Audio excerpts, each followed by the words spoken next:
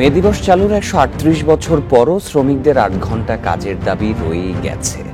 নেই নিরাপদ কর্মপরিবেশ, সেই সাথে ন্যায্য মজুরি পাচ্ছেন না মূল্যস্ফীতির চাপে থাকা শ্রমিকেরা। দেশের ৪১টি শ্রমখাতের ২৪টিতেই গত ৬ থেকে ৩২ বছরে ন্যূনতম মজুরি বাড়েনি বলছে ইনস্টিটিউট অফ লেবার স্টাডিজ বিলস। শ্রমিকদের ন্যায্য মজুরি নিশ্চিতে নীতিমালা ও আইন করায় জোর দিচ্ছেন বিশ্লেষকেরা। তবে গত ১৫ বছরে কারখানায় শ্রমিক বান্ধব পরিবেশ তৈরি হয়েছে দাবি নীতি নির্ধারকদের।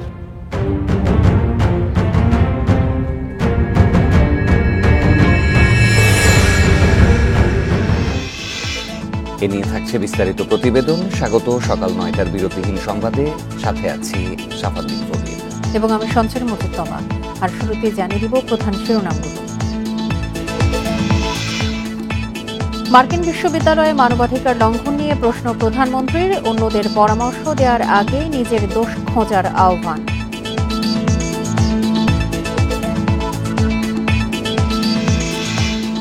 উপাচার্য শিক্ষকদের দ্বন্দ্বে কুমিল্লা বিশ্ববিদ্যালয় বন্ধ ঘোষণা, বিকেল ৪টার মধ্যে শিক্ষার্থীদের হল ছাড়ার নির্দেশ।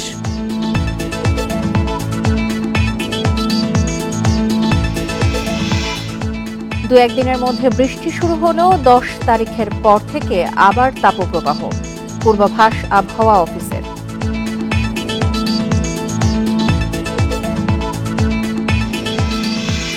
শুনছিলেন প্রধান শিরোনাম। সংবাদে এছাড়াও যা দেখবেন: নাটোরের লালপুরে পৌর আওয়ামী লীগের সহ সভাপতিকে গুলি করে হত্যা, রাজনৈতিক প্রতিহিংসায় হত্যার ধারণা।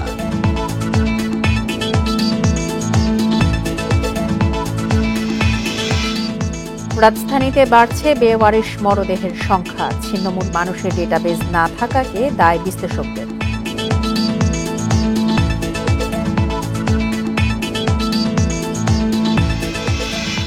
শুনছিলেন শিরোনাম, এবারে চলে যাচ্ছে পুরো খবরে। যুক্তরাষ্ট্রের বিশ্ববিদ্যালয়ে মানবাধিকার লঙ্ঘনের ঘটনায় দেশটির জবাব জানতে চেয়েছেন প্রধানমন্ত্রী শেখ হাসিনা। বলেন, অন্যের সমালোচনা করলেও দেশটি নিজেদের মানবাধিকারের দিকে নজর দেয় না। সরকার প্রধান আরও বলেন, সরকারকে ক্ষমতাচ্যুত করতেই অতি ডান আর অতি বামরা এক হয়েছে। টানা চতুর্থ মেয়াদে সরকার গঠনের পর মঙ্গলবার সন্ধ্যায় দ্বিতীয়বারের মতো আওয়ামী লীগের কেন্দ্রীয় কার্যনির্বাহী সংসদের সভা বসে গণভবনে। সূচনা বক্তব্যে বিভিন্ন রাজনৈতিক দলের সরকার বিরোধী কর্মকাণ্ডের সমালোচনা করেন প্রধানমন্ত্রী শেখ হাসিনা। যারা একেবারে রাজনৈতিকভাবে দেউলিয়া, এদের কিছু বক্তব্য, আর আমাদের দেশে কিছু আছে বুদ্ধি বেচিয়ে জীবিকা নির্বাহ করে যাহারা, সেই তথাকথিত বুদ্ধিজীবী, অনবরত তারা বাংলাদেশের বিরুদ্ধে গিবাদ গাচ্ছে এবং বাংলাদেশের বিরুদ্ধে অপপ্রচার চালাচ্ছে। এবং সব থেকে আশ্চর্য ব্যাপার হচ্ছে যে এদেশে অতি বাম অতি ডান সবই এখন তারা এক হয়ে গেছে। এটা কিভাবে হলো আমি জানি না। এই দুই মেরু এক হয়েও সব সারাক্ষণ শুনি আওয়ামী লীগ সরকারকে উৎখাত করতে হবে। অপরাধটা কি আমাদের? সরকার প্রধান বলেন, জিয়া এরশাদ খালেদার আমলে দেশে ভোট নিয়ে ছিনিমিনি খেলা হয়েছে। আওয়ামী লীগের সময়ের নির্বাচন নিয়ে প্রশ্ন তোলার সুযোগ নেই। যেসব দলের জন্মই হয়েছে অগণতান্ত্রিকভাবে, তারা এখন এ নিয়ে প্রশ্ন তোলে। উন্নত দেশগুলিও কিন্তু হিমশিম খাচ্ছে। বিভিন্ন দেশের মানবাধিকার নিয়ে যুক্তরাষ্ট্রের প্রতিবেদন প্রকাশের কড়া সমালোচনা করেন প্রধানমন্ত্রী। জবাব চান সেখানে মানবাধিকার লঙ্ঘনের সাম্প্রতিক ঘটনা বলেন। সেই মানবাধিকার সংস্থা, জাস্টিস ডিপার্টমেন্ট বা যারা আমাদের স্যাংশন দেয়, যারা আমাদের উপরে খবরদারি করে, তাদের কাছে আমার জবাব চাই আমি, যে আমার বাঙালি কেন মারা যাবে? ওরকম ছোট্ট একটা অপ্রাপ্ত বয়স্ক শিশু মায়ের কোল থেকে নিয়ে তাকে গুলি করে হত্যা করা, প্রফেসরদের উপরে এরকম জুলুম করা, মহিলা প্রফেসর তাকে মাটিতে ফেলে পুলিশ যেভাবে পা দিয়ে তার হাতে হ্যান্ডকাপ পরিয়েছে, যারা এখন মানবাধিকারের মানে গীত গায় এবং বাংলাদেশে মানবাধিকার খুঁজে বেড়ায়, তারা এর কি জবাব দেবে? আমি সে জবাব চাই। হিমালয়ের বরফ গলার কারণে তিস্তা এখন দ্বিগুণ পানি আছে বলেও জানান প্রধানমন্ত্রী। বলেন, এটি দেশের কৃষির জন্য ভালো হবে। শাহাদাত স্বপন, ইন্ডিপেন্ডেন্ট নিউজ, ঢাকা। আওয়ামী লীগের কার্যনির্বাহী কমিটির বৈঠকে উপজেলা নির্বাচন নিয়ে কোনো আলোচনা হয়নি। তবে পরিস্থিতি গভীরভাবে পর্যবেক্ষণ করা হচ্ছে বলে জানিয়েছেন দলটির সাধারণ সম্পাদক ওবায়দুল কাদের। মঙ্গলবার রাতে গণভবনে সাংবাদিকদের একথা বলেন তিনি। সাংগঠনিক নির্দেশনা অমান্য করলে সময়মতো ব্যবস্থা নেওয়া হবে বলেও জানান তিনি। পরিস্থিতি আমরা পর্যবেক্ষণ করছি।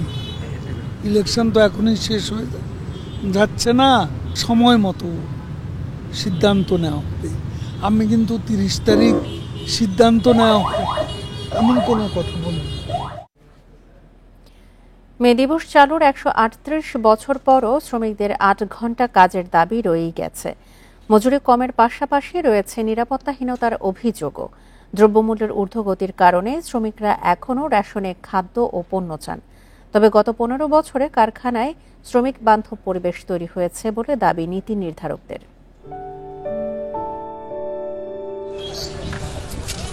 1886 সালের এই দিনে যুক্তরাষ্ট্রের শিকাগো শহরের হে মার্কেটের শ্রমিকরা 8 ঘন্টা কাজ ও ন্যায্য মজুরির দাবিতে জীবন দেন। তখন থেকেই সারা বিশ্বে শ্রমজীবী মানুষের অধিকার রক্ষায় মে দিবস পালন করা হচ্ছে। কিন্তু যাদের শ্রমে ঘামে গড়ে ওঠে সভ্যতা, বাড়ে উৎপাদন রপ্তানি, সমৃদ্ধ হয় দেশ, সেই শ্রমিকদের অধিকার নিশ্চিত হয়নি আজও। কর্মক্ষেত্রে মৃত্যু হলে আমাদের এখানে আইনে তার ক্ষতিপূরণ নির্ধারণ করা হয়েছে 2 লাখ টাকা। মাথাপিছু আয় যেখানে $2,765, সেখানে একজন শ্রমিক যদি কর্মক্ষেত্রে মৃত্যুবরণ করে তাহলে তার ক্ষতিপূরণ হচ্ছে $2,000। এর সঙ্গে দ্রব্যমূল্য যেভাবে বাড়ছে, মজুরি তো সেভাবে বাড়ছে না। ফলে ব্রিটিশ আমলেও যে দাবি উঠেছিল যে রেশন প্রথা, এবং যে রেশন প্রথা আমাদের এখানে চালু ছিল, ফলে শ্রমিকদের জীবনে সেই রেশনের দাবিটা আবার প্রধান হয়ে উঠেছে। এখনও বৈষম্য রয়ে গেছে নারী ও পুরুষ শ্রমিকের বেতন ভাতায়। দেশে বা প্রবাসে নারীদের সমমর্যাদা প্রতিষ্ঠিত হয়নি। নারীরা ব্যাপকভাবে বৈষম্যের শিকার আছে। এই বৈষম্য রোধ করার কাজটা সরকারকে থার্ড সেক্টর হিসেবে যদি গুরুত্ব দিয়ে না করে তাহলে কিন্তু কাজটা আগাবে না। দেশে এবং বিদেশে, আপনি যদি বিদেশের ডাটা দেখেন, বিদেশে যাওয়া নারী শ্রমিকের সংখ্যা গত 2 বছরে কমে গেছে। বিদেশ থেকে রেমিটেন্স আসার সংখ্যা কমে গেছে। এগুলোর কারণটা কি? সেখানে নিরাপত্তা, সুরক্ষা, মর্যাদা এইটার ব্যাপক ঘাটতি। শ্রম ও কর্মসংস্থান প্রতিমন্ত্রীর দাবি, শ্রমিক মালিক সুসম্পর্ক তৈরি করে শ্রমিকদের ন্যায্য পাওনা নিশ্চিত করা হয়েছে। বিদেশে দক্ষ শ্রমিক পাঠাতে প্রশিক্ষণের ওপর জোর দেয়া হচ্ছে। এই সরকার শ্রমিক বান্ধব সরকার। বঙ্গবন্ধু সারা জীবন এই শ্রমিকদের কল্যাণে রাজনীতি করেছে। জাতির জনকের কন্যা শ্রমিকদের কল্যাণে প্রায় 130 রকম সহায়তার প্রবর্তন করেছে। একজন শ্রমিকও ট্রেনিং ছাড়া আমরা পাঠাবো না। তাহলে শ্রমিকও উপকৃত হবে, দেশ এবং দেশও উপকৃত হবে। তিনি আরও জানান, শ্রমিকের অধিকার রক্ষায় পরিবর্তন আনা হচ্ছে শ্রম আইনে। অনিমেষ কর, ইন্ডিপেন্ডেন্ট নিউজ, ঢাকা। দেশজুড়ে তীব্র তাপপ্রবাহেও থেমে নেই নির্মাণসহ বিভিন্ন খাতে শ্রমিকদের কাজ। তবে কঠিন পরিশ্রমের পরেও ন্যায্য মজুরি পাচ্ছেন না মূল্যস্ফীতির চাপে থাকা শ্রমিকেরা। দেশের 41টি শ্রম খাতের 24টিতেই গত 6 থেকে 32 বছরে ন্যূনতম মজুরি বাড়েনি বলছে ইনস্টিটিউট অফ লেবার স্টাডিজ বিলস। শ্রমিকের ন্যায্য মজুরি নিশ্চিতে নীতিমালা ও আইন করায় জোর দিচ্ছেন বিশ্লেষকেরা। এই তপ্তরোদেই কাজ করে যাচ্ছে নির্মাণসহ বিভিন্ন খাতে শ্রমিকেরা। তাদের বেশিরভাগেরই দৈনিক মজুরি 300 থেকে 700 টাকা। হাড় ভাঙা খাটুনি করলেও মূল্যস্ফীতির চাপে এই মজুরিতে সংসার চালানো কঠিন হয়ে পড়েছে বলছেন তারা। সার দাম ছিল আগে 5 টাকা, এখন হয়েছে 10 টাকা। আমাদের স্যালারিগুলো যদি উন্নত করতো তাহলে আমাদের জন্য ভালো হতো। দিনে কাজ করতে হয় আমাদের সকাল থেকে সন্ধ্যা পর্যন্ত, তারপরে অনেক সময় দেখা যায় আমাদের ওভারটাইম করা লাগে রাত 10টা পর্যন্ত। Bangladesh institute of labour studies বিলসের এক গবেষণা বলছে, প্রায় 60% খাতে গত 6 থেকে 32 বছরেও মজুরি বাড়েনি। পেট্রোল পাম্পের শ্রমিকদের ন্যূনতম মজুরি গত 32 বছরেও পুনর্বিবেচনা হয়নি। এই খাতে শ্রমিকদের ন্যূনতম মাসিক মজুরি মাত্র 800 টাকা। আয়ুর্বেদিক কারখানায় মজুরি 4000-এর কিছু বেশি। জুতার কারখানা ও সিনেমা হলে শ্রমিকদের ন্যূনতম মজুরিও অনেক কম। বিলসের গবেষণা বলছে, সরকারির তুলনায় বেসরকারি খাতে শ্রমিকদের মজুরি 29 থেকে 96% কম। আর ঢাকার তুলনায় গ্রামের শ্রমিকদের মজুরি অনেক কম। আমরা এখন যাচ্ছি এলডিসি গ্রাজুয়েশনে যাচ্ছি, আমরা উন্নয়নের এত বড় মাপকাঠি দেখাচ্ছি, আমরা পার ক্যাপিটা ইনকামের বৃদ্ধি দেখাচ্ছি, কিন্তু সেই অনুযায়ী কিন্তু মজুরি কোনোভাবেই আমাদের নির্ধারিত হয়নি। আইন তৈরি হওয়া উচিত যে নিচে বাংলাদেশে কেউ কোথাও মজুরি দিতে পারবে না। শ্রমিকদের কল্যাণে দ্রুত শ্রম আইনে পরিবর্তন আনা হচ্ছে, জানালেন শ্রম ও কর্মসংস্থান প্রতিমন্ত্রী নজরুল ইসলাম চৌধুরী। আমরা আইএলও কনভেনশনে গিয়েছিলাম গত মাসে, তারা কিছু সাজেশন দিয়েছে, আমরা লেবারদের কিছু সাজেশন, মালিকদের কিছু সাজেশন, সব মিলিয়ে একটি সুন্দর শ্রম আইন ইনশাল্লাহ অচিরেই আমরা ইনশাল্লাহ জাতিকে উপহার দিতে পারবো। কর্মীদের দক্ষতা বাড়াতে জেলা ও উপজেলা পর্যায়ে বিভিন্ন প্রশিক্ষণের ব্যবস্থা করা হচ্ছে জানান শ্রম প্রতিমন্ত্রী। Irin Khatun, Independent news, Dhaka. মহান মে দিবস আজ বিশ্বের শ্রমজীবী মানুষের অধিকার আদায়ের দিন। 1886 সালের এই দিনে যুক্তরাষ্ট্রের শিকাগোর হে মার্কেটের শ্রমিকরা 8 ঘণ্টা কাজের দাবিতে রাস্তায় নামেন। পুলিশের গুলিতে প্রাণ হারান অনেকেই। ওই দিন তাদের আত্মদানের মধ্য দিয়ে শ্রমিক শ্রেণীর অধিকার প্রতিষ্ঠিত হয়। এবছরের থিম পরিবর্তিত জলবায়ুর মধ্যেও কর্মক্ষেত্রে নিরাপত্তা ও স্বাস্থ্য।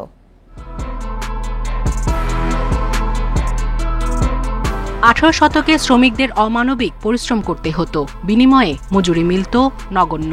অবস্থা বদলাতে দৈনিক 8 ঘণ্টা কাজের দাবিতে আন্দোলন ছড়িয়ে পড়ে যুক্তরাষ্ট্রের শিকাগোতে। দাবি বাস্তবায়নে 1886 সালের 1 মে পর্যন্ত সময় বেঁধে দেয় শ্রমিকেরা। মালিকপক্ষ দাবি না মানায় কাজ রেখে শিকাগোর হে মার্কেটে জড়ো হয় প্রায় 80,000 শ্রমিক। বিক্ষোভ দমনে পুলিশের গুলিতে প্রাণ হারায় 11 জন। পরের বছর পুলিশের উপর হামলার অভিযোগে ফাঁসি দেওয়া হয় 6 শ্রমিককে। তবে শেষ পর্যন্ত শ্রমিকদের দৈনিক 8 ঘণ্টা কাজ করার দাবি মানতে বাধ্য হয় কারখানার মালিকেরা। 1889 সালে ফরাসি বিপ্লবের শতবর্ষে প্যারিসে দ্বিতীয় আন্তর্জাতিক কংগ্রেসে দিনটিকে বিশ্বজুড়ে শ্রমিক দিবস হিসেবে পালনের প্রস্তাব হয়। 1891-এ আনুষ্ঠানিকভাবে গৃহীত হয় এই প্রস্তাব। আমস্টারডামে 1904 সালে সমাজতন্ত্রীদের সম্মেলনে কর্মঘণ্টা 8 ঘণ্টা করার দাবি আদায়ে বিশ্বজুড়ে 1 মেতে মিছিল ও শোভাযাত্রা আয়োজনের ডাক আসে। সেই থেকে প্রতি বছর বিশ্বের প্রায় 80টি দেশে শ্রমিকদের অধিকার আদায়ের এই দিন মহান মে দিবস হিসেবে পালন করা হয়। দিনটি ওইসব দেশে ছুটির দিন, আর অনেক দেশে এটি বেসরকারিভাবে পালিত হয়। তবে যুক্তরাষ্ট্র ও কানাডায় মে দিবস পালিত হয় সেপ্টেম্বরের প্রথম সোমবারে।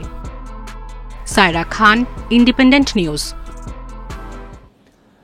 দ্বাদশ সংসদের দ্বিতীয় অধিবেশন বসছে আগামীকাল, চলবে 6 কার্য দিবস। এর মধ্যেই পাশ হতে পারে একটি বিল। সরকারি দলের হুইপ জানান, একাদশ সংসদে পাশের অপেক্ষায় থাকা কয়েকটি গুরুত্বপূর্ণ বিল আবার ফেরত যাবে মন্ত্রিসভায়। এ সময় বিরোধী দল জাতীয় পার্টিকে নির্বাচন বিরোধী বক্তব্য থেকে বিরত থাকার আহ্বান জানান ইকবালুর রহিম। বৃহস্পতিবার বিকেলে বসবে চলতি সংসদের দ্বিতীয় অধিবেশন, চলবে 9 মে পর্যন্ত। ঝিনাইদহ 1 আসনের সংসদ সদস্য আব্দুল হায়ের মৃত্যুতে সংসদে তোলা হবে শোক প্রস্তাব। এর উপর আলোচনার পর প্রথম দিনের অধিবেশন মুলতবি হবে। গ্রাম আদালত বিল 2024, সংসদীয় স্থানীয় সরকার সহ 4টি বিল এই অধিবেশনে পাশের জন্য উপস্থাপন করা হতে পারে। এছাড়া একাদশ সংসদের শ্রম বিল, গণমাধ্যম কর্মী ও বৈষম্য বিরোধী বিল সহ 5টি অমীমাংসিত আইনও গতি পেতে পারে। এগুলি পুনরায় বর্তমান অবস্থার পরিপ্রেক্ষিতে বাস্তবতা বিবেচনায় এগুলি ক্যাবিনেটে উপস্থাপিত হবে এবং ক্যাবিনেটে সিদ্ধান্ত নিয়ে আবার সংসদে বিল আকারে উপস্থাপিত হলে সংক্ষিপ্তভাবে এই অধিবেশনটা হবে। এবং এখানে ইতিমধ্যে আমাদের 4টি বিল সংসদে জমা পড়েছে, এর মধ্যে একটি বিল হয়তো পাশ হতে পারে। ধারণা করা হচ্ছে এবারের অধিবেশনে জাতীয় পার্টি নির্বাচন বিরোধী বক্তব্য নিয়ে বিতর্ক হতে পারে। সরকারি দলের হুইপ বলেন, স্ববিরোধী আচরণ ত্যাগ করতে হবে বিরোধী দলকে। যে সব জায়গায় সমান হয় নাই, টোটাল ইলেকশন খারাপ হয়েছে বলি না, পার্টলি কোথাও খারাপ হয়েছে, পার্টলি কোথাও ভালো হয়েছে। কাজে ইলেকশন নিয়ে স্বাধীনের পরে 12টি ইলেকশন নিয়ে কিন্তু এই প্রশ্ন আছে। এটা একটা স্ববিরোধী কথা, কারণ নির্বাচন যদি সুষ্ঠু না হয় তাহলে তারা নির্বাচিত এমপি হিসাবে কিভাবে শপথ নিল এবং বিরোধী দলের আসন বসে আছেন তারা। তো নির্বাচন যদি সুষ্ঠু না হয় তাহলে তাদের তো অস্তিত্ব থাকে না। এর পরপরই জুনের প্রথম সপ্তাহে বসবে বাজেট অধিবেশন, চলবে মাসব্যাপী। বৃদ্ধি করে দেওয়া হয়। নাফিদুল্লাহ, ইন্ডিপেন্ডেন্ট নিউজ, ঢাকা। উপাচার্য ও শিক্ষক সমিতির দ্বন্দ্বের জেরে কুমিল্লা বিশ্ববিদ্যালয় অনির্দিষ্টকালের জন্য বন্ধ ঘোষণা করা হয়েছে। একই সঙ্গে আজ বিকেল 4টার মধ্যে শিক্ষার্থীদের হল ছাড়ার নির্দেশ দেওয়া হয়েছে। বিশ্ববিদ্যালয়ের জরুরি সিন্ডিকেট সভায় এসব সিদ্ধান্ত নেওয়া হয়। কুমিল্লা বিশ্ববিদ্যালয়ের জনসংযোগ কর্মকর্তা এমদাদুল হক এসব তথ্য দেন।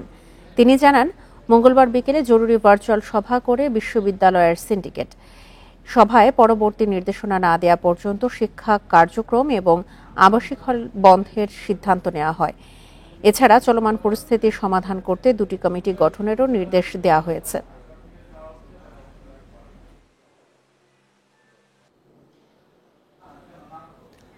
রাত 12টার পর থেকেই সারা দেশের ফিলিং স্টেশনগুলোতে শুরু হয়েছে নতুন দামে জ্বালানি তেল বিক্রি। ডিজেল ও কেরোসিন 1 টাকা বেড়ে প্রতি লিটারে 107 টাকায় বিক্রি হচ্ছে, আর 2.5 টাকা বেড়ে পেট্রোল লিটার প্রতি 124 টাকা 50 পয়সা ও অকটেন 128 টাকা 50 পয়সায় বিক্রি হচ্ছে। দাম বাড়ায় কিছুটা অসন্তোষ জানিয়েছেন ক্রেতারা। মঙ্গলবার বিদ্যুৎ, জ্বালানি ও খনিজ সম্পদ মন্ত্রণালয়ের প্রজ্ঞাপনে জ্বালানির নতুন দাম ঘোষণা করা হয়।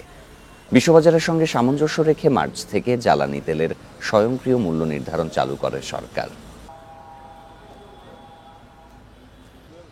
4 টাকা কমায় আবার 2.5 টাকা বাড়ছে, কিংবা যদি আরো 10 টাকা বাড়ে আমাদের কিছু করার নাই। আমাদের গাড়ি আছে, চালাইতে হবে। আমরা যতই করি দাবি করি, এর কোনো মূল্য পাওয়া যায় না। সরকার আমাদের দিক খেয়াল রাখে না। তেল দামটা বাড়া নাই, এইটা বাড়ার লগে তেলের লগে মিলে না। আপনি ভালোভাবে দেখলে ভালোভাবে, খারাপভাবে দেখলে খারাপভাবে। পৃথিবীর অন্যান্য দেশেও এইভাবে চলছে। তো আপনার এখন 1 টাকা বাড়ছে, আগামীতে হয়তো আরো কিছু কমতেও পারে। 2-1 দিনের মধ্যে দেশের পূর্বাঞ্চলে বৃষ্টি শুরু হলেও 10 মের পর থেকে আবারও ফিরবে তাপপ্রবাহ। 2 থেকে 7 মে বৃষ্টির পর মৃদু থেকে অতি তীব্র তাপপ্রবাহের পূর্বাভাস আবহাওয়া অফিসের। দেশের ইতিহাসের সর্বোচ্চ তাপমাত্রা উঠেছিল মে মাসে 1972 সালে রাজশাহীতে 45.1 ডিগ্রি সেলসিয়াস। এপ্রিলের বেশিরভাগ সময়ে মৃদু থেকে অতি তীব্র তাপপ্রবাহ ছিল দেশ জুড়ে। এই সময়ে মৌসুমের সর্বোচ্চ তাপমাত্রা রেকর্ড হয় যশোরে 43.8 ডিগ্রি সেলসিয়াস। শুধু তাই নয়, 76 বছরের মধ্যে টানা তাপপ্রবাহের রেকর্ডও ভেঙেছে এপ্রিলে। তীব্র থেকে অতি তীব্র তাপপ্রবাহের কবলে পড়ে দেশের 1/3 জেলা। দেশের পশ্চিমাঞ্চল সবসময় উত্তপ্ত ছিল এবং জেলা হিসেবে যশোর সবচেয়ে উত্তপ্ত জেলা, এরপরে রাজশাহী জেলা, তারপর পাশে যশোর, কুষ্টিয়া, নওগাঁ, দিনাজপুর, এইসব উত্তপ্ত জেলা। তবে এপ্রিল মাস হিসেবে এবং এরিয়া কভারেজ হিসেবে এইবার এপ্রিল মাসটা সারা মাস জুড়েই তাপপ্রবাহের ব্যক্তিকাল ছিল। তবে মে মাসেও তাপপ্রবাহের পূর্বাভাস। প্রথম দিকে বৃষ্টি হলেও আবহাওয়াবিদরা জানান 10 তারিখের পর থেকে শুরু হবে মৃদু থেকে অতি তীব্র তাপপ্রবাহ। রেকর্ড বলছে 1972 সালের এই মাসেই দেশের ইতিহাসে সর্বোচ্চ 45.1 ডিগ্রি সেলসিয়াস ওঠে তাপমাত্রা। বর্ষাকালের পূর্ববর্তী সময়, এই সময় আসলে দেশের মধ্যে তাপমাত্রাটা একটু বেশিই থাকে এবং মে মাসেও হিটওয়েভ থাকার সম্ভাবনা আছে। আপনার বৃষ্টিপাতের পরিমাণটা বাড়বে, তখন দেখা যাবে যে সময়টুকুতে বৃষ্টিপাত হবে তখন হয়তোবা টেম্পারেচারটা অনেকটা সহনশীল পর্যায়ে চলে আসবে। আবার যখন বৃষ্টিপাতের পরিমাণটা কমে যাবে তখন আবার আপনার এই যে হিটওয়েভ কন্ডিশন এটা ফেরত আসতে পারে। আবহাওয়া অফিস আরও জানিয়েছে, এপ্রিলের চেয়ে মে মাসে বৃষ্টি বেশি হবে। এতে টানা তাপপ্রবাহের ভোগান্তি কিছুটা কমবে। Adilur Rahman, independent news, Dhaka. আবহাওয়ার পূর্বাভাস নিয়ে আরো জানাতে রাজধানীর আগারগাঁওয়ের আবহাওয়া অধিদপ্তর থেকে যোগ দিচ্ছেন আমাদের সহকর্মী মাহমুদুল হাসান। মাহমুদুল, আজকে সারাদিনের সর্বোচ্চ তাপমাত্রা কত ডিগ্রি পর্যন্ত উঠতে পারে? এছাড়া পূর্বাভাসে যেটি বলা হয়েছে যে 2 থেকে 7 মে বৃষ্টির পরে আবারও তাপপ্রবাহের আশঙ্কা করা হচ্ছে, সেক্ষেত্রে আবহাওয়া অফিস সর্বশেষ কি তথ্য জানিয়েছে?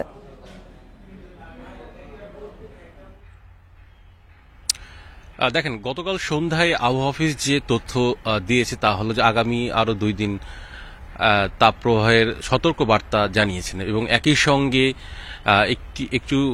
একটি স্বস্তির কথা আছে, তা হলো যে 7 তারিখের মধ্যেই সর্বোচ্চ যে তাপমাত্রা 40 ডিগ্রি সেলসিয়াস তা নিচে আসবে বলে আবহাওয়া অফিস জানিয়েছে। একই সঙ্গে যেটি বলা হয়েছে যে এবং আজকে কালকে এই কয়টা দিনের যে তাপমাত্রা সেখানে কিছুটা কমতে পারে এবং একই সঙ্গে যেটি বলা হয়েছে যে সিলেট, বিশেষ করে সিলেট এবং চট্টগ্রাম অঞ্চলে আজকে কিছু কিছু জায়গায় বৃষ্টিপাত হতে পারে বলে জানিয়েছেন। আপনি নিশ্চয় জানেন যে গত 1 মাস ধরে তাপপ্রবাহ চলছে এবং এপ্রিল মাসের পুরোটা মাসে কিন্তু এই তাপপ্রবাহ চলছে এবং বিশেষ করে রংপুর, রাজশাহী, যশোর, খুলনা এই অঞ্চলগুলোতে কিছু কিছু জেলায় অতি তাপমাত্রা বা তাপপ্রবাহ চলছে, যে কারণে বিশেষ করে জলীয় বাষ্পের পরিমাণ বেশি এবং মানুষজন স্বস্তির পাচ্ছে না এবং অস্বস্তির মধ্যে আছে। আবহাওয়া অফিস যে আরেকটি বিষয় যেটি জানিয়েছে তা হলো যে দিনের তাপমাত্রা কিছুটা কমলেও যে রাতের যে ভ্যাপসা গরম বা সারাদিনের যে ভ্যাপসা গরম সেইটি কিন্তু বজায় থাকবে বলে জানিয়েছে এবং একই সঙ্গে সব মিলে যেটি বলা যেতে পারে যে বৃষ্টিপাত এবং আগামী সপ্তাহে বা এই বিশেষ করে 7 তারিখের মধ্যে সারা দেশে কিছু কিছু জায়গায় বৃষ্টিপাত হবে বলে আবহাওয়া অফিস জানিয়েছেন। আবহাওয়া অধিদপ্তর থেকে সবশেষ তথ্য জানাচ্ছিলেন আমাদের সহকর্মী মাহমুদুল হাসান। এদিকে গ্রীষ্মের দাবদাহের সঙ্গে দেশের দক্ষিণ পশ্চিমাঞ্চলে তীব্র হয়েছে সুপেয় পানির সংকট। যশোর, ঝিনাইদহ, মেহেরপুর, কুষ্টিয়া, চুয়াডাঙ্গায় ভূগর্ভস্থ পানির স্তর স্বাভাবিকের চেয়ে অনেক নিচে নেমে গেছে। এসব জেলায় গভীর নলকূপে পানি না ওঠায় খাবার পানি সংগ্রহ করতে হচ্ছে দূর দূরান্ত থেকে। বিশেষজ্ঞরা বলছেন, অপরিকল্পিতভাবে ভূগর্ভস্থ পানির ব্যবহারে সংকট প্রকট হচ্ছে। বৈশাখের শুরু থেকেই দাবদাহের কাছে অসহায় হয়ে পড়েছে প্রাণীকুল। এ সময় বৃষ্টি না হওয়ায় শুকিয়ে চৌচির খাল, বিল, পুকুর, গভীর নলকূপেও উঠছে না পানি। মেহেরপুরের বিভিন্ন এলাকায় সুপেয় পানির চাহিদা পূরণ করতে কয়েক মাইল পথ পাড়ি দিতে হচ্ছে স্থানীয়দের। গড়া পানি তুলতে গিয়ে 2-3 ঘন্টা আগে হাফ নাইকি যায়, দোমাটকি যায়, পরের বাড়ি পানি নিয়ে আসতে হবে, পরের বাড়ি পানি গোসল করতে, পরের বাড়ি গোসল করতেও যাই আমরা। ঝিনাইদহ, চুয়াডাঙ্গা, কুষ্টিয়া ও রাজবাড়ীতেও আশঙ্কাজনক হারে নেমেছে পানির স্তর। এতেই গৃহস্থালির কাজে দুর্ভোগ এখন চরমে। ওদের বাড়িতে 2টা টিউবওয়েল আছে, একটাও পানি ওঠে না, আর একটা আর্সানিক। টানা পানি টানি খাতেছি, একটু পানি যদি পিপাস লাগে সেই পানি আনবো, তাই ঠান্ডা পানিতে খাবো। ধানে বুকটাই পাট খেটে পানি যাচ্ছে না, 1 মাস, ফুল 1 মাস। যশোরে গত বছর এপ্রিলের শেষে পানির সংকট দেখা দিলেও এবার শুরু হয়েছে 2 মাস আগে থেকেই। বিশেষজ্ঞরা বলছেন, স্বাভাবিকের তুলনায় পানির স্তর নেমেছে অন্তত 10 মিটার, যা গত 2.5 দশকের মধ্যে সবচেয়ে বেশি। পানির লেয়ার নেমে যায়, বিশেষ করে সেন্ট্রিফুগাল পাম্প যেগুলো হ্যান্ড টিউবওয়েল জাতীয়, এইগুলোতে পানি এই সময় মাঝে মাঝে কম পাই, কারণ আমাদের দেশে বড় মৌসুমে প্রচুর পানি উত্তোলন করা হয়, যার ফলে পানির লেয়ারটা একটু নেমে যায়। পরিবেশবিদরা বলছেন, অপরিকল্পিতভাবে ভূগর্ভস্থ পানির ব্যবহার করার মাশুল গুনতে হচ্ছে সবাইকে। ভবিষ্যতে যা আরও প্রকট হওয়ার শঙ্কা তাদের। দীর্ঘদিন এই অবস্থা চলতে থাকলে ওই 200 ফুটের উপরের লেয়ারগুলো থেকেও পানি ঘাটতি দেখা দেবে এবং সেগুলোতে মোটেও কোনো পানি থাকবে না, যার ফলে আস্তে আস্তে উপরের মৃত্তিকা আর্দ্রতা স্বল্পতা দেখা দেবে। বিশেষজ্ঞরা বলছেন, নদী, খাল, বিল, পুকুর খননের পাশাপাশি জলাধার তৈরির মাধ্যমে পানির প্রাকৃতিক সংরক্ষণ বাড়ানো না গেলে ভয়াবহ হুমকিতে পড়বে প্রকৃতি ও পরিবেশ। Tania Nasrin, independent news. গ্রীষ্মের দাবদাহের সঙ্গে দেশের দক্ষিণ পশ্চিমাঞ্চলে তীব্র হয়েছে সুপেয় পানির সংকট। যশোরের ভূগর্ভস্থ পানির স্তর স্বাভাবিকের চেয়ে অনেক নিচে নেমে গেছে। এ বিষয়ে আরও জানাতে বা যশোর থেকে যোগ দিচ্ছেন সহকর্মী জিয়াউল হক।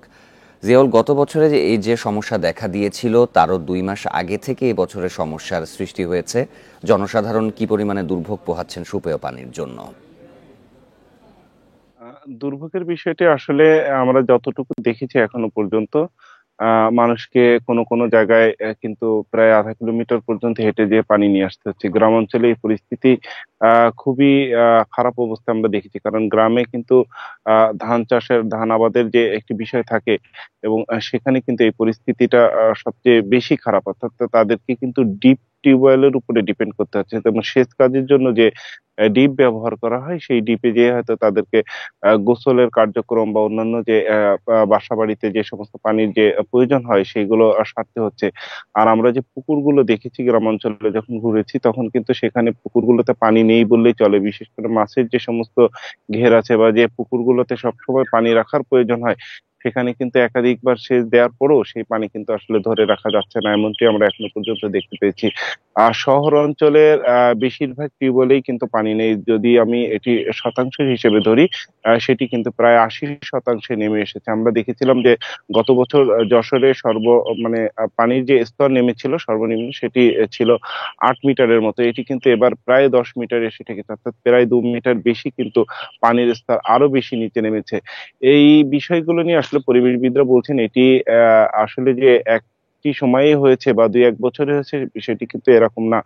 এটি কিন্তু দীর্ঘ সময় ধরে মানুষের যে জীবনযাপন ব্যবস্থা এবং মানুষ যে কৃষি কাজ বা অন্যান্য যে সমস্ত কাজের জন্য পানি ব্যবহার করেছেন, এই পানির কিন্তু আসলে পরিকল্পিতভাবে তারা ব্যবহার করেনি। বেশিরভাগ ক্ষেত্রেই কিন্তু তারা উপরি স্তরের পানির ব্যবহার করেছেন এবং যে স্তরগুলো ভেদে ভেদে পানি আসলে উত্তোলন করার প্রয়োজন হয় সেগুলো কিন্তু তারা মানেননি এবং এই না মানার কারণেই পানির স্তরটি নিচে নামছে, যার বিরূপ প্রভাব আসলে শুধুমাত্র যে পানি এটির উপরে না, তার বিরূপ প্রভাবটি কিন্তু পুরো পরিবেশের উপরেই কিন্তু পড়ছে এবং যার ফলশ্রুতিতে ধীরে ধীরে আমরা এখন যেটি দেখতে পাচ্ছি যে অসহনীয় গরম, এই অসহনীয় গরম বা অতিবৃষ্টি অথবা শৈত্যপ্রবাহের ক্ষেত্রে যে তারতম্য হচ্ছে, সেগুলো কিন্তু আসলে এই পানির স্তর যে নিচে নেমেছে এবং তার সাথে যে জীব বৈচিত্র্য, উদ্ভিদ বৈচিত্র্য যে জড়িত, তার ফলে কিন্তু আমরা আসলে এখন তার বিরূপ ফলে আমরা এখন কিন্তু আসলে দেখতে পাচ্ছি। পানির স্তর নিচে নেমে যাওয়ায় বাড়ছে সুপেয় পানির সংকট, এ বিষয়ে যশোর থেকে জানাচ্ছিলেন সহকর্মী জিয়াউল হক। ঢাকায় বেড়েই চলেছে বেওয়ারিশ মরদেহের সংখ্যা। ছিন্নমূল মানুষের ডেটাবেজ না থাকাকে দায় দিচ্ছেন বিশ্লেষকেরা। দাফনের আলাদা ব্যবস্থা না থাকায় পরে পরিচয় শনাক্ত করাও কঠিন হয়। সংশ্লিষ্টরা বলছেন, পরিচয়হীন মানুষের ছবি নিয়ে আলাদা ডেটাবেজ না করলে সুযোগ নেবে মিল্টন সমাদারের মতো মানুষ। 2002 সালের 10 নভেম্বর রাজধানীর পোস্তাগোলা সেতুর নিচে পাওয়া যায় মডেল তিন্নির মরদেহ।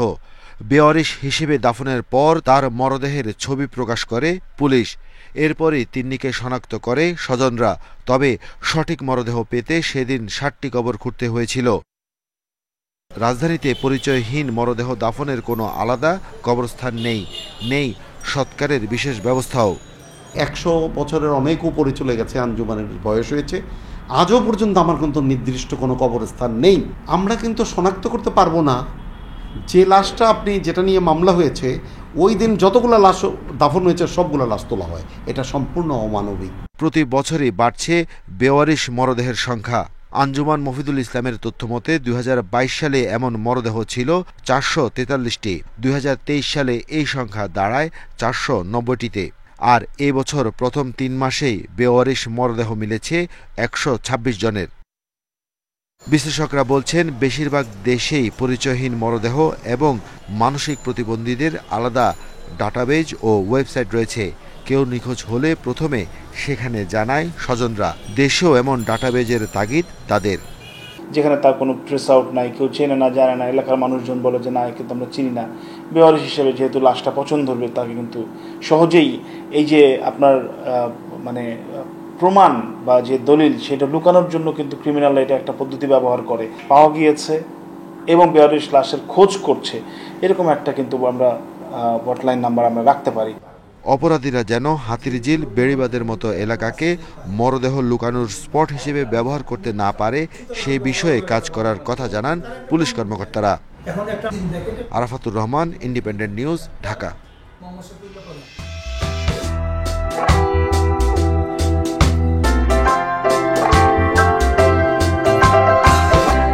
ফিলিপাইনে 1971 সালে কৃত্রিম জলাধার তৈরির পর তলিয়ে যায় 300 বছরের পুরনো শহর পান্তাবাঙ্গান।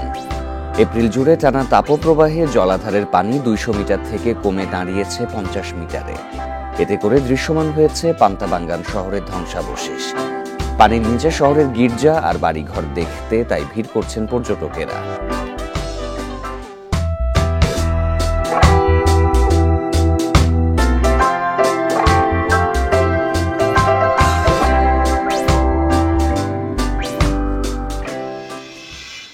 প্রতিবেদনটি থাকছে সংবাদের পরের অংশে। নাটোরের লালপুরে পৌর আওয়ামী লীগের সহ সভাপতি মঞ্জুর রহমান মঞ্জুকে গুলি করে হত্যা করেছে দুর্বৃত্তরা। গোপালপুর রেলগেট এলাকায় এই হত্যাকাণ্ডের ঘটনা ঘটে। পুলিশ জানায় রাত 11:15টার দিকে রেলগেটের পাশে কনফেকশনারি দোকানে যান মঞ্জু। এ সময় 3টি মোটরসাইকেলে কয়েকজন সন্ত্রাসী মঞ্জুকে মাথায় ও পেটে গুলি করে পালিয়ে যায়। পরে স্থানীয়রা আহত অবস্থায় গোপালপুরের একটি বেসরকারি হাসপাতালে নেওয়া হলে চিকিৎসক তাকে মৃত ঘোষণা করেন। রাজনৈতিক প্রতিহিংসার কারণে হত্যাকাণ্ড প্রাথমিকভাবে ধারণা করছে পুলিশ। ঘটনায় জড়িতদের ধরতে কাজ করছে পুলিশ। পরিস্থিতি স্বাভাবিক রাখতে এলাকায় অতিরিক্ত পুলিশ মোতায়েন করা হয়েছে।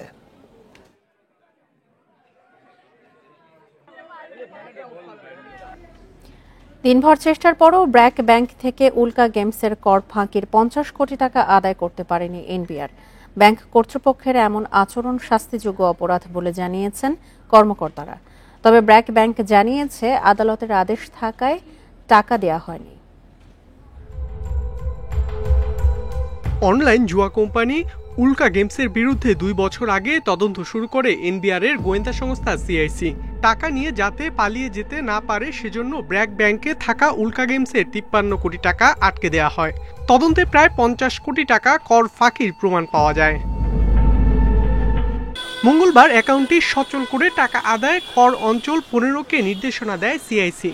আদেশ পেয়ে ব্র্যাক ব্যাংকের গুলশান শাখায় যান কর্মকর্তারা, কিন্তু টাকা দিতে অস্বীকৃতি জানায় ব্যাংক। ঊর্ধ্বতন কর্মকর্তাদের সঙ্গে আলোচনা করেও সুরাহা হয়নি। হাইকোর্টের নির্দেশনায় কোনো জায়গায় এনবিআর কে বলা হয় না যে সে টাকা নিতে পারবে না, কোনো জায়গায় বলা হয় নাই।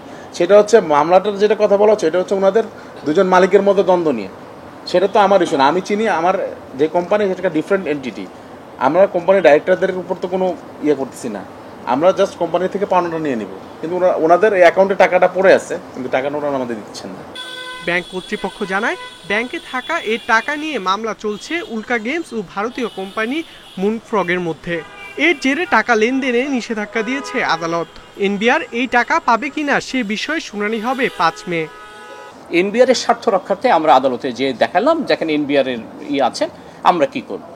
তখন আদালত আরেকটি আদেশ দেয়, এটা আগামী 5 তারিখে এটা শুনানি অন্তে ফয়সালা করার জন্য মাননীয় আদালত কর্তৃক এটা কার্যতালিকাভুক্ত আছে। এবং যেহেতু এই বিষয়টি সাবজুডিস ম্যাটার এবং এই কারণে আমরা এখন আমাদের পক্ষে এইটা এখন দেওয়া সম্ভব না। পরে নিরাপত্তা বিবেচনায় ব্যাংক ছাড়েন কর্মকর্তারা। তারা জানায় সরকারের পাওনা আদায়ে অসহযোগিতা করায় আইনি ব্যবস্থা নেওয়া হবে। Independent news. জাতীয় হৃদরোগ ইনস্টিটিউটে 4 দিন পর মাত্র একটি অপারেশন থিয়েটার চালু হয়েছে, বাকি 6টিতে অস্ত্রোপচার এখনও বন্ধ। কর্তৃপক্ষ বলছে এয়ার প্ল্যান্টের সমস্যা হওয়ায় এই সংকট তৈরি হয়েছে। বৃহস্পতিবারের মধ্যে সবগুলো ওটি চালু হবে বলে জানান হাসপাতালের পরিচালক। জাতীয় হৃদরোগ ইনস্টিটিউটে ভর্তি প্রায় 1400 রোগী। ছোট বড় মিলিয়ে এখানে অপারেশন থিয়েটার আছে 7টি। প্রতিদিন অস্ত্রোপচার হয় 40 থেকে 50টি। শনিবার একসঙ্গে অচল হয়ে পড়ে সব কটি অপারেশন থিয়েটার। দুর্ভোগে পড়েন রোগীরা। বলছে যে সার্জারি বিভাগে যে যোগাযোগ করো, যোগাযোগ না হলে এর হার্ট কন্ডিশনে দ্রুত অপারেশন করতে হবে। সকাল 7টা সাড়ে 7টা বাজে নিয়ে গেছে অপারেশন রুমে। নেওয়ার পরে ওনারা নেওয়ার পরে অপারেশন করে নাই, বলছে অপারেশন হবে না আজকে, এসি নষ্ট আর আপনার অক্সিজেন নেই, অক্সিজেনের সমস্যা, গ্যাসের সমস্যা। কর্তৃপক্ষ বলছে অপারেশন থিয়েটারের এয়ার প্ল্যান্টে পানি আসতে থাকায় বন্ধ হয়ে যায় অস্ত্রোপচার। অপারেশন থিয়েটারের ভিতরে ভেন্টিলেটর চালাইতে হলে 3টা জিনিস লাগে, একটা হলো অক্সিজেন, একটা হলো ভ্যাকুয়াম, আর একটা হলো এয়ার প্ল্যান্ট। ওই এয়ার প্ল্যান্টে ডিস্টার্ব হওয়াতে আমরা ভেন্টিলেটর চলছিল না বিধায় আমরা 2 দিন অপারেশন করতে পারিনি। শনি রবি 2 দিনের মধ্যে আমরা সেরে ফেলেছিলাম, কিন্তু কালকে সোমবার দিন সকালে আবার দেখা গেল আবার কিছু ত্রুটি আছে। মঙ্গলবার 4টি অপারেশন থিয়েটারে ত্রুটি মেরামত করা হয়েছে। পরীক্ষামূলকভাবে করা হয় একটি অস্ত্রোপচার। বাকি 3টি দ্রুত ঠিক হয়ে যাওয়ার আশা করছে কর্তৃপক্ষ। এয়ার সিস্টেম সিঙ্গেল সিস্টেম, আপনি একটাই বন্ধ সবগুলোতে বন্ধ হয়ে যাবে, যার জন্যই গতকাল ওটি সবখানে বন্ধ ছিল। মে দিবস হইল শ্রমিকরা কাজ করবে, পরশু দিনের মধ্যে ওটি চালু হয়ে যাবে, 6টা ওটি। গরমে সংকটে পড়ে হাসপাতালের অপারেশন থিয়েটার ও আইসিইউ এর শীতাতপ নিয়ন্ত্রণ ব্যবস্থাও। ঠিকমতো কাজ করেনি সিসিইউ এর এসিও। বর্তমানে সব ঠিক আছে বলে জানিয়েছেন হাসপাতালের পরিচালক। Hasan Misbah, independent news, Dhaka. খাগড়াছড়িতে আগুনে পুড়েছে 29টি দোকানপাট। মঙ্গলবার রাত 11:30টার দিকে শান্তিনগর এলাকায় তালুকদার মার্কেটে এই ঘটনা ঘটে। স্থানীয়রা জানায়, রাতে হঠাৎ মার্কেটে আগুন দেখতে পান তারা। আগুন লাগার খবর পেয়ে ফায়ার সার্ভিসের 5টি ইউনিট ঘটনাস্থলে পৌঁছে নিয়ন্ত্রণে আনার চেষ্টা করে। তাদের পৌনে 2 ঘন্টার চেষ্টায় আগুন নিয়ন্ত্রণে আসে। পানি সংকটে আগুন নিয়ন্ত্রণে আনতে বেগ পেতে হয়েছে ফায়ার সার্ভিস কর্মীদের। কাঠের দোকান থেকে আগুন লাগতে পারে বলে ধারণা করা হচ্ছে, তবে আগুনের কারণ ও ক্ষতি সম্পর্কে জানা যায়নি। দৌড়াই চলে আসছে, আসার পরে দেখে যে এখানে মাঝখানে এরকম সাইড থেকে আগুন শুরু হয়েছে। এরপরে বাতাস ছাড়ছে, তো বাতাসে মানে এলোমেলো করে পুরো সিরিয়ালে সব দোকান একদম জিরো হয়ে গেছে। কাঠের দোকান থেকে আগুন লাগছে এটা আমরা শুনছি। তো এই মোট প্রায় 29টা দোকানের মতো বসমুক্ত হচ্ছে। সেখানে আমরা মালিক পক্ষ যারা আছে আমাদের চেয়েও বেশি ক্ষতিগ্রস্ত হয়েছে যারা ক্ষুদ্র দোকানদার। শেরপুরের ঝিনাইগাতি উপজেলার বিষ্ণুপুর গ্রামে অনুষ্ঠিত হয়েছে ঐতিহাসিক চরণতলা বারোয়ারি শ্রী শ্রী কালীমাতার পূজা উৎসব ও মেলা। প্রতিবছর বৈশাখের চতুর্থ সপ্তাহে অনুষ্ঠিত হয়ে থাকে চরণতলা বারোয়ারি বাৎসরিক পূজা ও উৎসব। মঙ্গলবার বিকেল থেকে ঢাকের তালে তালে মুখর হয়ে ওঠে ঝিনাইগাতি উপজেলার বিষ্ণুপুর গ্রামের চরণতলা। দুপুর থেকে প্রায় 200 বছরের পুরনো বটগাছ তলে জড়ো হতে থাকেন ভক্তরা। এই উপলক্ষে আয়োজন করা হয় মেলার। মেলায় বাহারি পণ্যের পসরা নিয়ে বসেন দোকানিরা।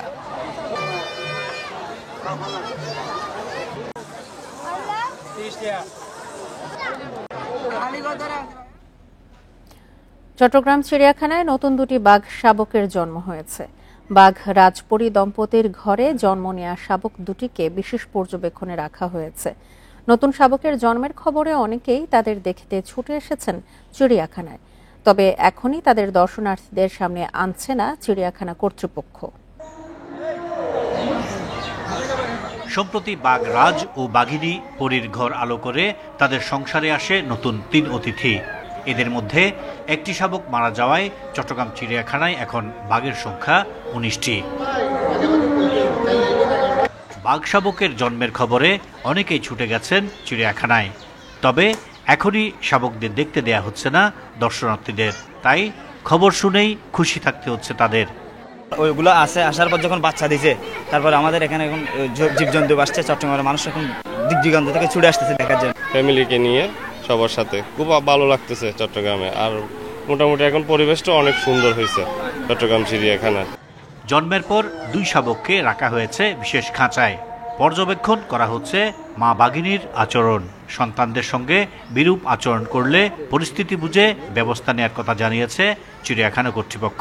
বাচ্চা হয়েছিল 3টা, একটা আমরা মৃত অবস্থা পাইছি, আর 2টা বাচ্চা আছে মেয়ে, এখন পর্যন্ত ভালো আছে। আর 1 মাস পরে আমরা দর্শনার্থীদের জন্য উন্মুক্ত করতে পারবো। আমরা সিসিটিভির মাধ্যমেই দেখছি, ক্যামেরার মাধ্যমেই ঠিকমতো দুধ পান করছে কিনা আর কি। আর এক্ষেত্রে মা বাঘিনী পরি তার শারীরিক এবং তার পুষ্টিগত দিকটাও বিবেচনা করে আমরা তার খাবার আহার বাড়িয়ে দিয়েছি। চট্টগ্রাম চিড়িয়াখানায় 19টি বাঘের মধ্যে 13টি মেয়ে, 6টি পুরুষ। আর এই বাঘগুলোর মধ্যে রয়েছে 5টি বিরল সাদা বাঘ। Ahsan Riton, Independent News, Chattogram. তীব্র তাপপ্রবাহে যখন জনজীবন অতিষ্ঠ, তখন কুষ্টিয়ায় 3000-এরও বেশি গাছ কাটার সিদ্ধান্ত আত্মঘাতী বলছেন পরিবেশবিদরা। স্থানীয়দের উদ্বেগের কারণে আপাতত গাছ কাটা বন্ধের আশ্বাস দিয়েছেন স্থানীয় সংসদ সদস্য।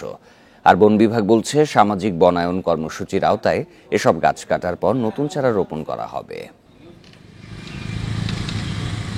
কুষ্টিয়ার কুমারখালীর লাহিনীপাড়া থেকে সান্দিয়ারা পর্যন্ত সারি সারি গাছ। তীব্র গরমে শীতল ছায়া দিচ্ছে পথ চলতি মানুষকে। পাউবর জিকে খাল ঘেঁষে প্রায় 20 কিলোমিটার পাকা সড়কে 10 বছর আগে কয়েক হাজার ফলদ ও বনজ গাছ লাগিয়েছিল বন বিভাগ। তবে এরই মধ্যে প্রায় 3000 গাছ কাটা দরপত্র আহ্বান করেছে বন বিভাগ। চলছে চিহ্নিতর কাজও। এভাবে গাছ উজাড়ের সিদ্ধান্তে ক্ষুব্ধ স্থানীয়রা। এখন গাছগুলো থাকলে আমরা ছায়ায় চলতে পারছি, তারপরে গরমের উত্তপ্ত রোদ থেকে বাঁচতে পারছি। এখানে একটু রেস্ট করে, একটু ঠান্ডা আবহাওয়া থাকে, এই জন্য আর কি গাছগুলো থাকলে ভালো হয়। কৃষি প্রধান দেশ, কৃষকেরাও গাছের ছায়ায় অনেকটা সময় বিশ্রাম করে থাকে। তো সেই ক্ষেত্রে আমরা চাই না যে এই গাছগুলো এই সময়ে কাটা হোক। তীব্র তাপপ্রবাহের মাঝে গাছ কাটার সিদ্ধান্ত আত্মঘাতী বলছেন পরিবেশবিদরা। তো পশু পাখি আমরা দেখেছি যে জায়গা না পেয়ে এখানে আশ্রয় নিত, গাছগুলো কেটে ফেললে তো তারা আশ্রয়হীন হবে। আমরা হব কি প্রশান্তির জায়গা থেকে, সৌন্দর্যের জায়গা থেকে মানুষ বঞ্চিত হবে। বন বিভাগ বলছে সামাজিক বনায়ন কর্মসূচির আওতায় সমিতির মাধ্যমে লাগানো গাছ কেটে নতুন গাছ রোপণ করা হবে। পরে একটা রোটেশন থাকে নিম্নে 10 বছর, 10 বছরে আমরা এবারে পুনরায় ফেলিং করি। ফেলিং করার পরে যার একটা হিস্সা অনুযায়ী বা চুক্তি অনুযায়ী তার কি পাওনা বুঝিয়ে দেয় এবং পুনরায় এক্ষেত্রে বনায়ন করা হয়। এদিকে প্রতিবাদের মুখে আপাতত গাছ না কাটার আশ্বাস স্থানীয় সংসদ সদস্যের। আমরা ভবিষ্যতে একটা ব্যবস্থা গ্রহণ করছি, সেটা হলো এই যে একটি গাছ কাটলে 10টি গাছ লাগিয়ে সেটা আমরা পরীক্ষা করব, দেখব যে এই গাছগুলো বাঁচবে কিনা, তারপর আমরা কোনো গাছ কাটতে দেব, তার আগে কোনো গাছ কাটতে দেওয়া হবে না।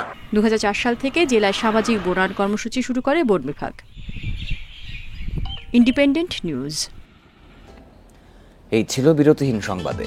এছাড়া ইন্ডিপেন্ডেন্ট টেলিভিশনের সব খবর আরও বিস্তারিত জানতে চোখ রাখুন ফেসবুক, ইউটিউব এবং এক্সে। ধন্যবাদ সবাইকে। আমন্ত্রণ পরের আয়োজনে।